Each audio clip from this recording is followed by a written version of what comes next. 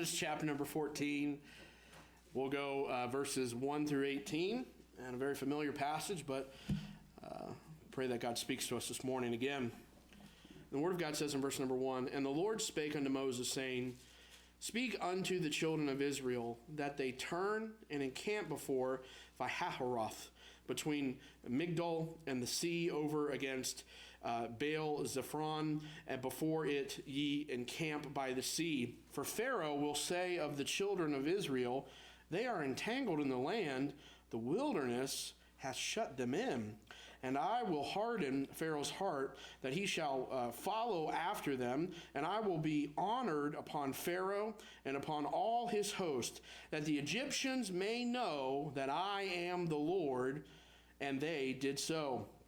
And it was told the king of Egypt that the people fled, and the heart of Pharaoh and of his servants was turned against the people, and they said, Why have we done this, that we have let Israel go from serving us? And he made ready his chariot, and took his people with him. And he took 600 chosen chariots, and all the chariots of Egypt, and captains over every one of them. And the Lord hardened the heart of Pharaoh king of Egypt, and he pursued after the children of Israel, and the children of Israel went out with a high hand.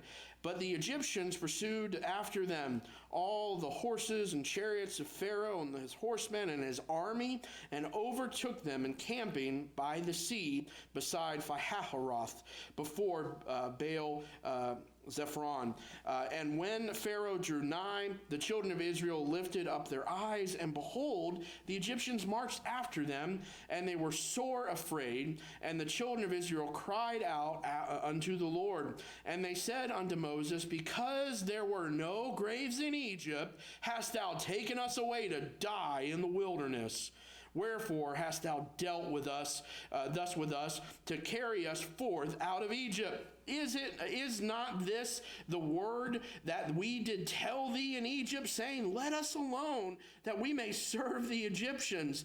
For it had been better for us to serve the Egyptians than we should die in the wilderness. And Moses said unto the people, Fear ye not, stand still, and see the salvation of the Lord, which he will show you today. For the Egyptians whom ye have seen today, ye shall see them again no more forever. The Lord shall fight for you, and ye shall hold your peace. And the Lord said unto Moses, Wherefore criest thou unto me? Speak unto the children of Israel, that they go forward, but lift thou up thy rod, and stretch out thine hand over the sea, and divide it, and the children of Israel shall go on dry land through the midst of the sea. And I, behold, I will harden the hearts of the Egyptians, and they shall follow them, and I will get me honor upon Pharaoh, and upon all his host, upon his chariots, and upon his horsemen. And the Egyptians shall know that I am the Lord, when I have gotten me honor upon Pharaoh, upon his chariots, and upon his horsemen. You know, I was reading this passage this week, and I got to thinking about the book of Exodus. And for me, Exodus is one of my favorite Old Testament books. Exodus is a very dynamic story. I know Hollywood has tried to make several epics about Exodus, but really the book is always better than the movie, right? And we understand that as those who've read this book. This book, if I were to just quickly define it to help us understand what we're reading, this book is the story of redemption, or the book of redemption. And the idea of redemption is to buy back. So what God was literally doing in the book of Exodus is he was buying back his people from slavery. Now you say, slavery, well, what had happened? Well, if you study the book, you realize that Israel had come to Egypt under really good circumstances under Joseph. Everybody was hospitable and nice to them, but as they grew in size, the attitude of the government changed. I bet they took all their weapons away. And when they were defenseless, I want to get on that, but when they were defenseless, the government rose up against them and threw them into abject, horrible slavery for 430 years. But when you read the book of Exodus, God sent a deliverer in Moses. And it's a wonderful story. And you read how God, through his power, sent 10 powerful plagues upon the nation to literally break the nation's back and destroy the nation so that Egypt would finally have its slavers' shackles broken. And what's interesting is, if you read about these plagues, Pharaoh, who once asked this really stinging and mockingly based question, who is the Lord that I should obey his voice and let Israel go? If you've read the book, you know what I'm talking about. In these plagues, God is answering Pharaoh, Pharaoh, this is who I am. Pharaoh, by the end of these plagues, you're going to know something, that Jehovah is the God of gods. He is the King of kings. He is the Lord of lords, and he is the blessed and only true potentate. And by the end of it, Pharaoh got a whooping, and Pharaoh knew who the God of gods was. And you read that in this amazing story. God buys back his people from slavery. He redeems them. But our God is not unjust. He actually repaid the people too. On their way out of the land, they spoiled the Egyptians. And I got to thinking about this. 430 years of back pay. God repaid them. God took care of them. God delivered them. God was faithful to them. And the Bible says that they go out on a high hand, right? They're having a good day, man. They just got their bonus check. Man, they're free. It's Friday. Things are great. And then, as we've learned time and time again, that's when the oppression happened. That's when the trouble happened again. And the Lord uses Pharaoh's own anger against the people. And we read how the Jews get trapped and overtaken by Pharaoh's army in the wilderness. And in the midst of all of that chaos, in the midst of that fear and just, I can't even imagine the hearts melting of the people seeing the world's most powerful enemy or army in the world just backing them into a corner. Moses does not tell the people, run right, run left, swim for Palestine. He doesn't do that. What does Moses do in the hour of crisis? Here's what he says. Fear ye not, and underline this, stand still. Stand still and see the salvation of the Lord. And that thought really kind of arrested me this week. And it really helped my heart this week. And I got to thinking, no matter the burden, no matter the situation, stand still, wait in prayer. Let me say it again. No matter the hurt, no matter the situation, no matter the difficulty, stand still, wait in prayer, and then you'll see the salvation of the Lord. There's so much to unpack here, but I pray that God would help us to be obedient to the things he shows us out of his word this morning. So let's have a word of prayer. Let's ask God to prepare our hearts and to be obedient to the things he shows us this morning. Let's have a word of prayer. Lord, we come to you this morning, and we are truly needy people. Lord, I know that you give us mercies anew every day. Lord, it's by your mercies, God, we're not consumed. And Lord, we come to you again, and we plead with you, God, that you would meet with us. Lord, that you would feed us with fresh bread from heaven again. God, that we would take our strength and then we would rise up and walk the way that we should walk. God, I pray that you would encourage this church, that you would strengthen this church. God, that you would use this sermon as a refining fire to burn off the dross in our lives. And Lord, help us to leave this fire this morning as golden vessels of honor for you. We love you, and it's in Jesus' name we pray. Amen.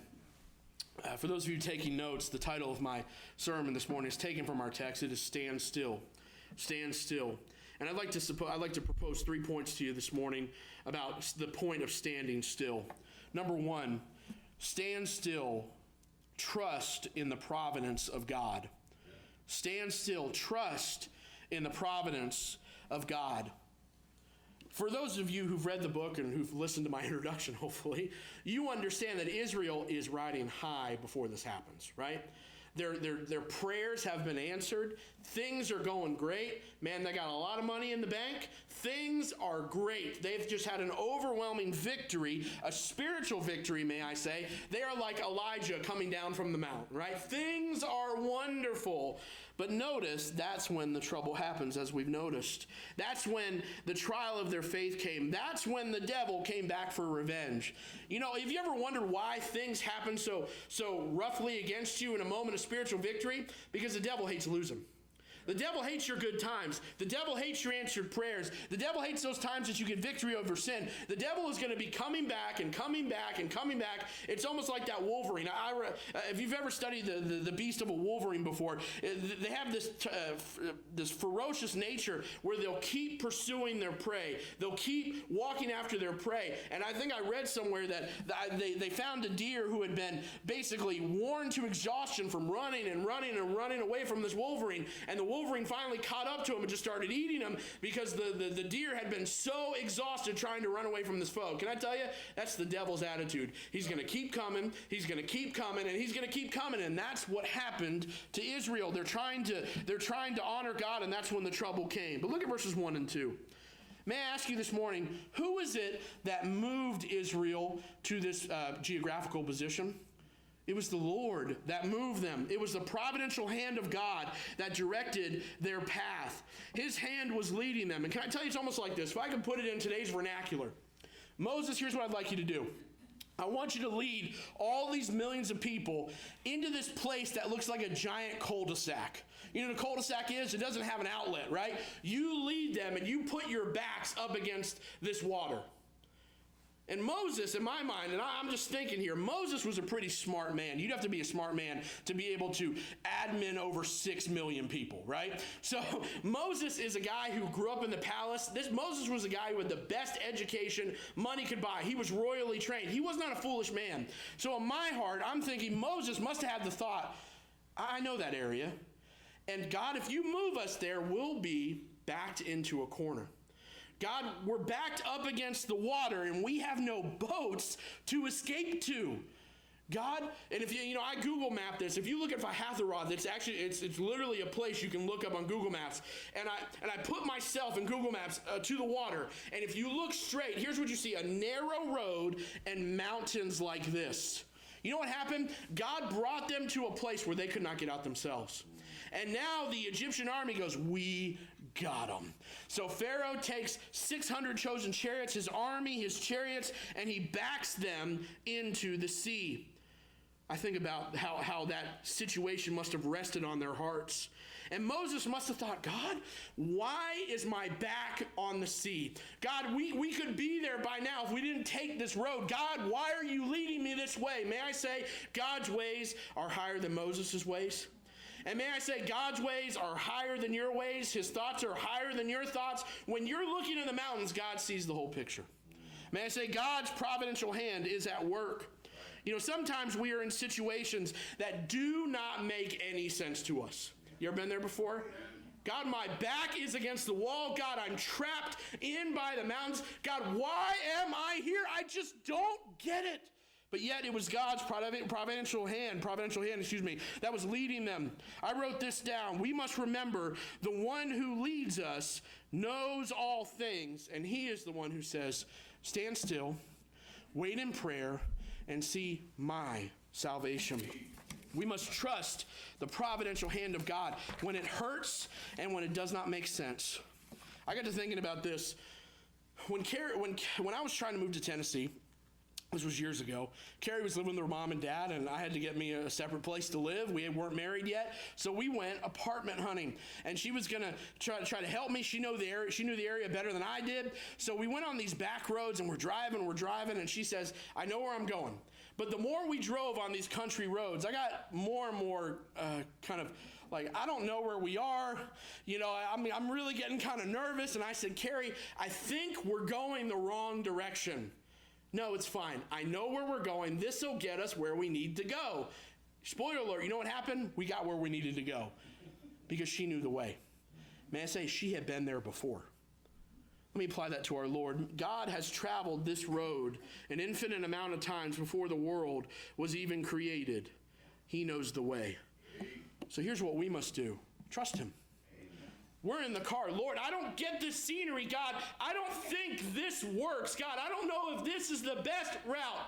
And he's looking at the map saying, we're going exactly where we need to go. Trust, my friends, the providential hand of God.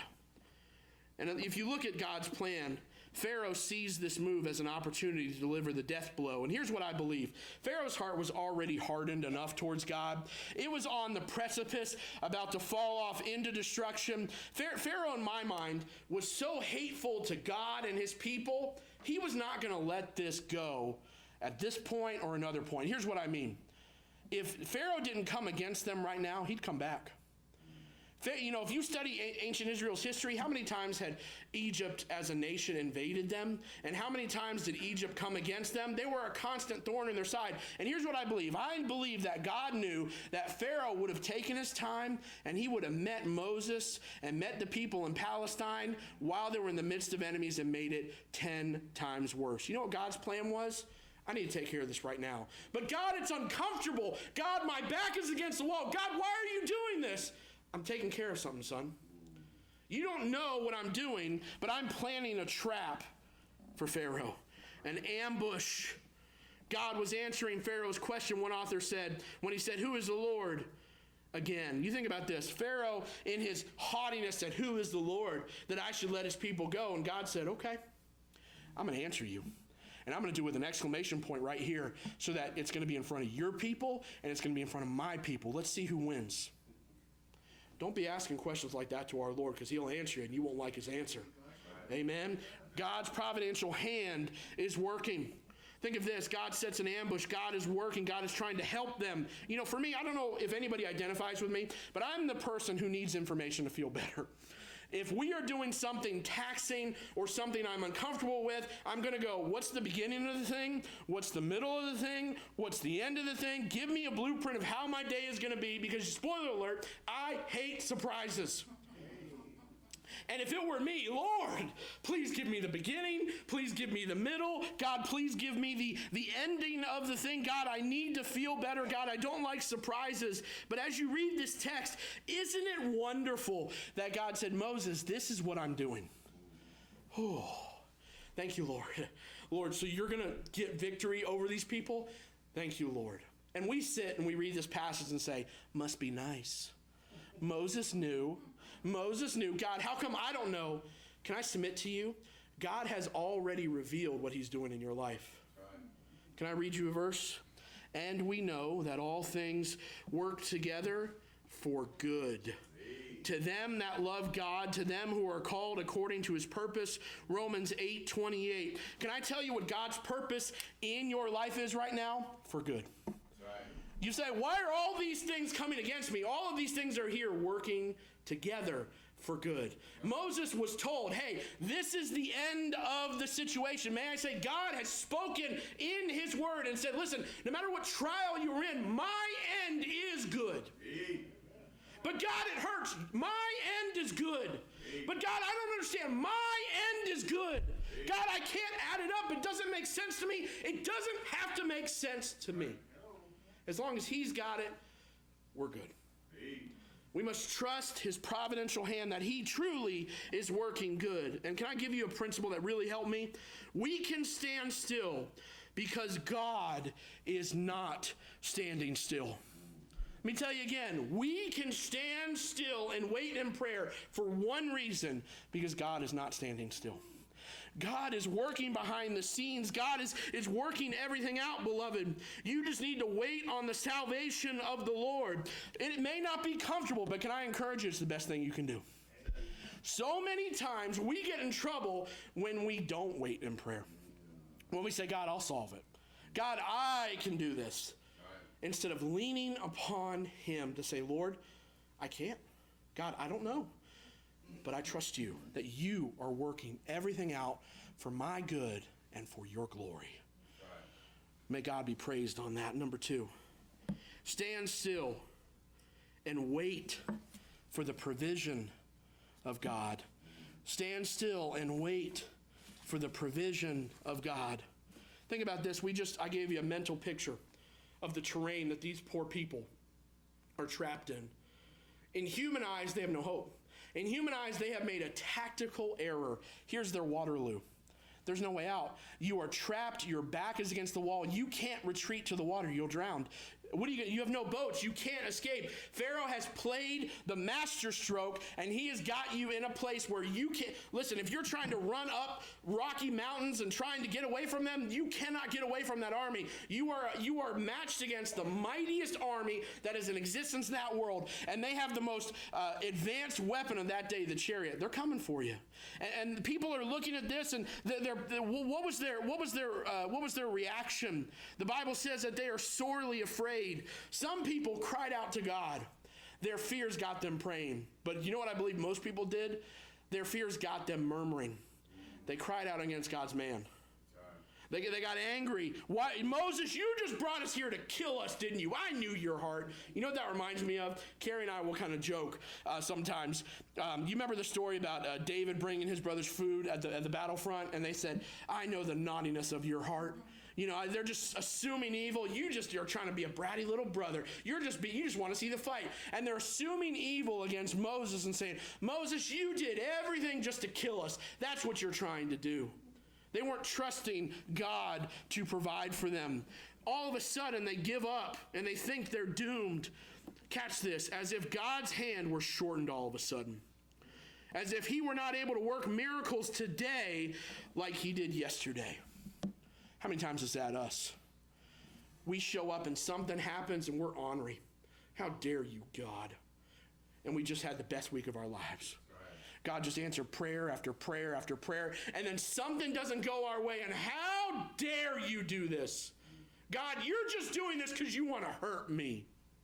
That's us. God, help us trust the providential hand and the provision of our God. We cannot deliver ourselves. We cannot see how things will work out, but soon you will see. Stop your murmuring. Stop your complaining. God will show his power, and you will see his salvation. Just trust him. Trust him. Fear not. Stand still and see the salvation of the Lord. Can I tell you what this reminds me of? When I study the Old Testament, I think of this comparison scripture with Abraham bringing his young son Isaac to the mount. And you remember Isaac was young in his divine life, and he sees his faith gristled father, right, carrying the wood for the sacrifice and all this stuff, and he says, "Behold the wood, but where is the lamb for a burnt offering? Dad, where is this lamb that we need?" But Abraham, who had experienced God's blessings before, knew that God would provide himself a lamb. And can I tell you, comparatively speaking, when you look at this passage, here's Israel young in their faith. They've not seen the miracles Moses has. But here's Moses confidently just walking, saying, God will provide. God showed me who he was in Midian when I was out there in abandonment. God showed me who he was in Egypt, and God showed me who he was. And he will show me who he is in the wilderness. And we must trust our God that he is good and that he is able to work in our wilderness of trial. Stand still, wait in prayer. God will not forsake you. God will fight for you. Wait for God's orders. Do not rely on your own strength. Hold your peace. One author said this, you are strong when you are still. You are strong when you are still. Why? Because it's God who fights, not you. You know, one of these days, Christ is going to come back. He's going to split that eastern sky, and it's him on that horse with the sword out of his mouth that destroys the enemies. You know where we are? We're just riding in the back. Woo! Get him, Lord. Yeah. Yeah, wipe him out. That's us. You want to know why? We're always in the back. He is the leader. He is our strong tower. He is the warrior. He is the one who is able to supply. I got to thinking of this. If God brought you to the straits this morning, he will bring you out. Can you trust God this morning? Can he prepare a table in the wilderness? You bet. If God's purpose in your life is good, why don't you just let him direct the way? Why don't you trust him? God, I don't know what you're doing, but I believe that you are able to provide yourself a lamb. God, you are able to provide everything I need because, God, where you lead, you will provide. God, where you lead, you will provide. I trust your provision. So when you feel trapped and overwhelmed by fear, stand still and prayerfully lean on God for your needs. Trust his provision. Believe like Abraham that God will provide. And may I give you a principle? If you've not listened to anything I've said, listen to this. The same God who powerfully and wonderfully saves you is the same God who powerfully and wonderfully keeps you. Let me tell you again.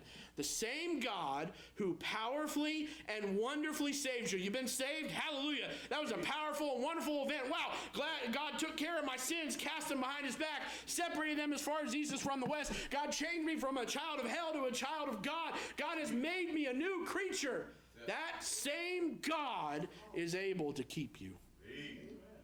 Trust his provision. Trust his providence this morning. And then lastly, stand still, then tread the path he has set.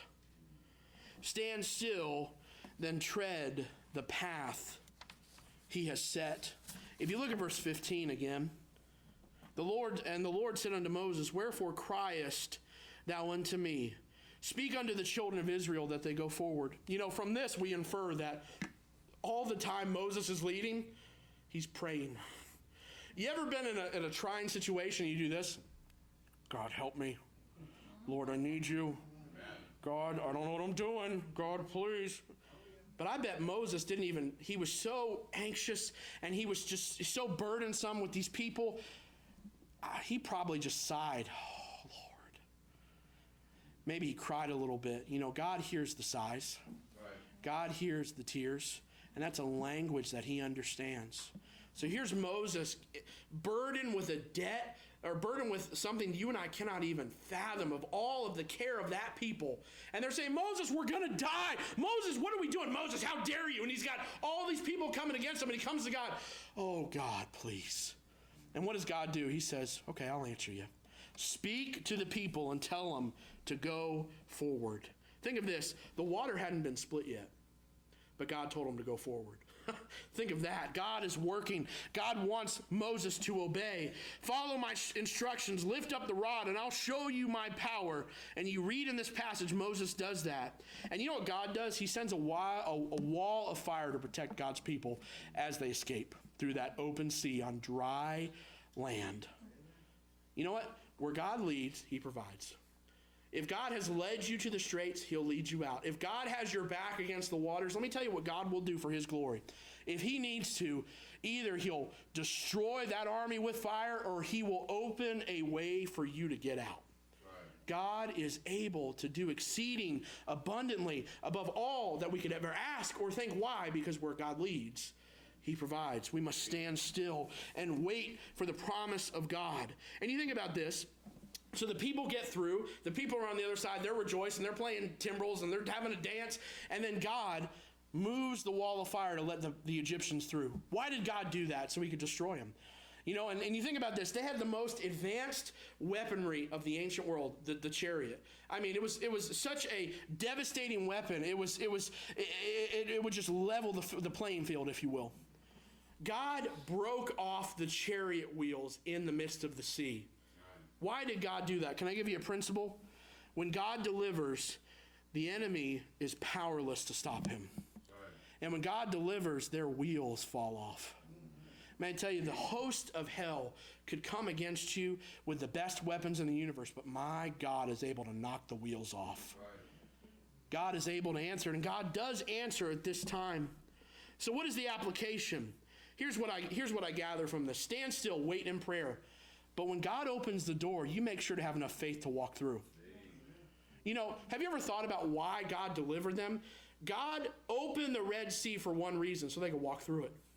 So that they could go to Palestine, to Canaan, and to conquer and to glorify God, right? God is working. God has a plan for their lives. You go. I'm dealing with these people. You go to this land and get me glory. You have faith in me. I'm going to give you these blessings, and you honor me. You follow me. God is moving in your life for one reason, to make you more like Christ, to conquer your Canaan. To put down the fleshly tribes that come against you, to fight your flesh, to be filled with the Spirit and have victory over those enemies of that land. God wants you conquering Canaan. God wants you obeying his word, right? How many people in this life are blessed beyond measure? They experience showers of blessing every day. They know God's grace. They know God's mercy. But yet when it comes time to serve God, they just sit and do nothing. May I say, God has opened the waters many times in your life for one reason, so you could walk through them, so you could conquer, so that you could use the blessings that he has given you to honor him. Can I apply a little bit more? There are people, not in this church, but in my ministry, who said, Pastor or preacher, will you pray for me? I'm really sick. I can't do anything. And I prayed for him. And you know what? God is a prayer answering God. Not because I've done anything, but because he's been merciful. And God has raised those people up from their health. But then they never use their bodies, their healthy bodies, to serve Christ. There are people who pray, Pastor, I need a job. And may I say, we've all been there. We've all prayed that prayer, God, I need a job, because we got bills to pay. We understand that as adults. But there are also people who say, Pastor, pray for me, I need a job. God gives them a job, and then they're never faithful to what God has given to them. They never honor God with their substance. They never honor God with their lives. They live their lives just taking blessing. They're like the Dead Sea. There's no outlet. God, just keep feeding me. And they get more bloated and more bloated and more bloated spiritually. Friends, God has blessed and God has opened doors and God has made you more and more like Jesus for one reason, so that you can walk in that spiritual life, so you can honor Christ, so that you can do with what God has given you. God delivered them so they could conquer. Walk through that door. Obey Christ. Don't refuse to walk. Obey his word. You know, there are some people who run towards Canaan to conquer it, but there are many Christians who run towards Egypt to be enslaved again. God delivers them. God blesses them. God spoils Egypt, and they go, well, I want to go right back. Why? Well, I just had more fun in the world. Can I tell you what happened to me one time in my life? I'd gotten out of college, I got my life right, but I started leaning back in that direction for a short time. And I started thinking about when I was younger and being in high school, and then just the stupid stuff we would do and just the sinful stuff we'd do. And I said, man, that's fun. Man, that's fun. Then I got to thinking, wait a second, I was miserable. Wait a second, I was depressed. Wait a second, I was angry. I was rebellious. Wait a second, I was unfulfilled, and God saved me, and God did something in my life, and God blessed me. How can I not serve him? I don't want to go back to Egypt. God, let me conquer Canaan. Amen. If God has blessed you, walk through that water and conquer what God is doing. Yes, stand still, but you need to walk when he opens that door. Help us to walk. If God's been good to you, walk across. If you've been saved from Egypt, walk across. If you've been delivered from the enemy, walk across. And I'm going to end with this. It is time for those who have known God's provisions to live like it. Amen. How sad would it be if God delivered them from Egypt, they spoiled the Egyptians, God sent a wall of fire, God opened the Red Sea, and the people went, let's just go back to Egypt. Why did God do all that? So that they could experience the milk and honey of Canaan. There are so many Christians, I fear, that are going to live in the wilderness. They're going to be saved, but they're not going to do anything. God is opening doors and blessing them, and they're just receiving the blessings. They've stood still, and but they just never have enough faith to walk in it. May God help us to stand still and trust the providence of God. May God help us to trust his provision. And lastly, when God opens that door, tread that path. Walk. Walk. Walk. And don't be like the generation that went into the land and only conquered 10%. God help us this morning. Every head bowed, every eye closed. Let's stand together. Hi, this is Pastor Ryan. I want to thank you for taking time to watch our video, and I really hope it was a blessing to you. If you found that it was a blessing, please do us a favor and share this video with your friends. And if you are in the Newcastle, Indiana area, and you're looking for a church, or you're not involved in a church, and you would like to come check us out, I want to just personally invite you to do so, okay? I want to thank you for all of your time today, and I want to say God bless you. Thank you.